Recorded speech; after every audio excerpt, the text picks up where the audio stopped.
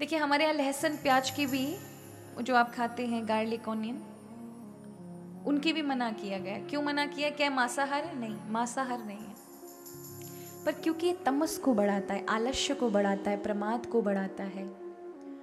आप बहुत अत्यधिक रजोगुण में हैं तो तमोगुण ले आएगा।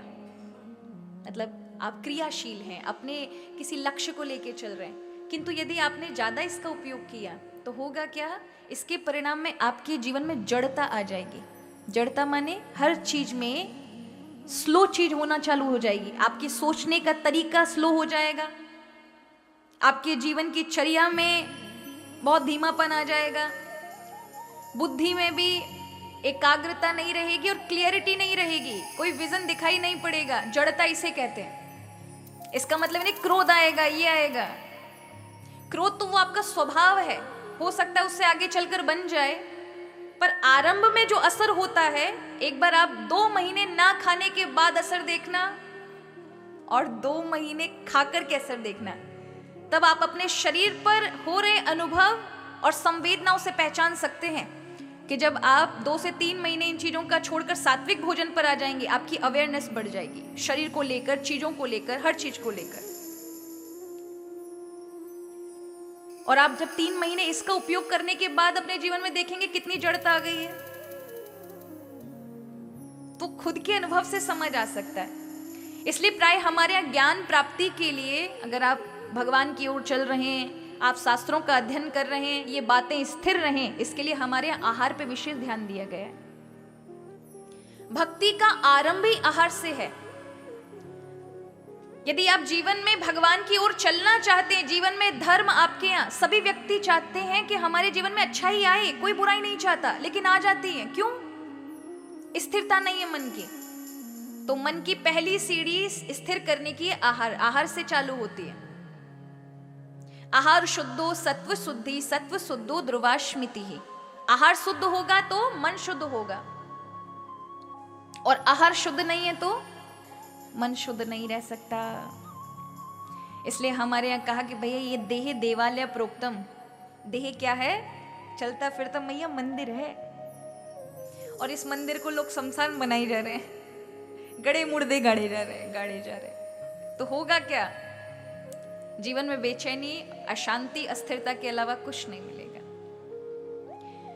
इसलिए अगर आप वैष्णव हैं, आप किसी से दीक्षित हैं, किसी संत से दीक्षित हैं, या प्रभु से प्रेम करते हैं, तो भी अगर आप बीमार हैं बहुत अत्यधिक, तो आप ये सब चीजों का उपयोग कर सकते हैं एक समय सीमा तक, जब तक आप सही नहीं होते।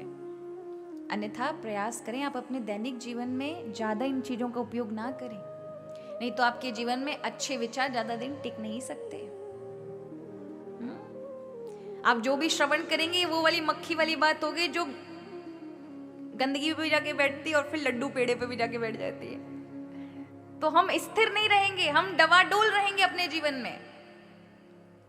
इसलिए सबसे पहले ही है कि आहार शुद्धि, हमारा आहार शुद्ध होना चाहिए। और आहार शुद्ध में सात्विक भोजन करें,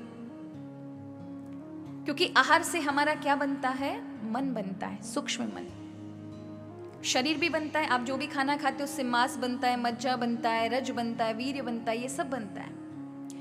किंतु सूक्ष्म उसकी किरणों से, सूक्ष्म ऊर्जा से आपका मन को भी भोजन मिल रहा है। तो आप जैसा भी भोजन खाएंगे उसका असर 36 घंटे के अंदर आपके शरीर में आ जाएगा। आप भोजन करिए, एकदम से उसका असर नहीं आएगा, पर तीसरे दिन आपको उसका असर अपने आप पता चलने लगेगा, और सूक्ष्म रूप में मिलेगा आपको, फिर मानसिक क्लेश के रूप में, अशांति के रूप में। इसलिए आहार पर विशेष ध्यान रखें।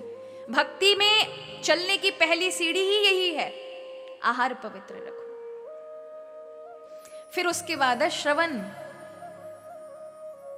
इसलिए हमारे यहाँ व्रत नियम है कि भाई व्रत करो, सोमवार का करो, गुरुवार का करो, अरे भैया पूर्णमासी का कर लो, अरे चतुर्थी का कर लो, कुछ भी करके एक व्रत रखो। और क्यों होता है? आहार शुद्धि के लिए होता है। आपने ताम झाम करके गंदगी कर रखी, अब या को शुद्ध कर लो। हम तो बस पूछो मत, मारा उस दिन तो बफे चलता है लोगों का, व्रत करके और ज्यादा खा जाते। अरे व्रत है, दूध पी लियो, अरे व्रत है, 2 केला खा लिए, व्रत है, सेब खा लिए, काय का व्रत है महाराज? इसे व्रत कहेंगे? खाए जा रहे हो, खाए जा रहे हो, बस व्रत का स्वरूप बदल गया है,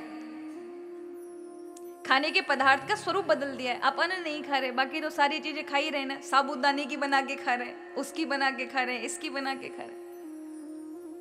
चले, आप पहली बार रख रहे हैं तो एक बार को चलता है कि आप 1 से 2 बार ले लें, अभी आपके उस प्रकार के प्राण स्थिरता में नहीं आए तो। अन्यथा प्रयास करें कि व्रत में आप भोजन का त्याग करें, व्रत में आप अपने मन को ऊर्जा प्रदान करें, तब शरीर पर भी लाभ होगा और आपकी मन शक्ति पर भी लाभ होगा, और भगवत कृपा से आपका मन ऊर्जावान बनेगा। प्रभु की कृपा किससे आएगी? जब भोजन में ही मन टिका होगा तो कहां से व्रत का लाभ मिला?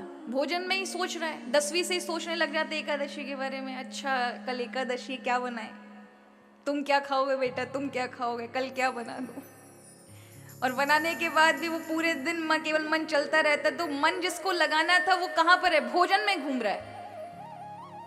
कोई लाभ नहीं है ऐसी एकादशी का, ऐसे व्रत का। हाँ, आप व्रत करोगे तो शरीर को लाभ मिलेगा, लेकिन केवल शरीर के लाभ मिलने से थोड़ी ना काम बनेगा, जीवन में भी तो बदलाव आना चाहिए।